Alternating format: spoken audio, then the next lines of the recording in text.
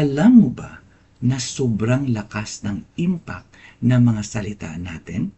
Sabi nga sa Efeso Kapitulo 4, versikulo 29, huwag kayong gumamit ng masasamang salita, kundi iyong makapagpapalakas at angkop sa pagkakataon upang makapagdulot ng mabuti sa mga nakakarinig.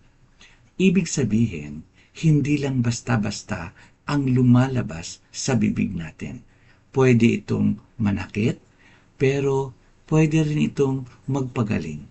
Pwedeng makasira, pero pwede rin magpatibay. Isipin natin, may kaklase kang down na down dahil bumagsak siya sa exam.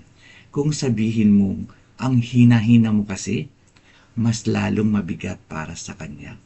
Pero kung sasabihin mo, kaya mo yan, next time, mas gagaling ka pa.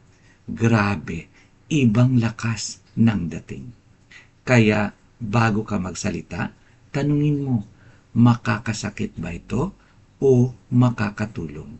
Remember, words are powerful. Gamitin natin para magbigay buhay, hindi para manira. So today, piliin mong maging blessing sa iba through your words. Kasi bawat salita mo, pwedeng maging lifeline ng iba.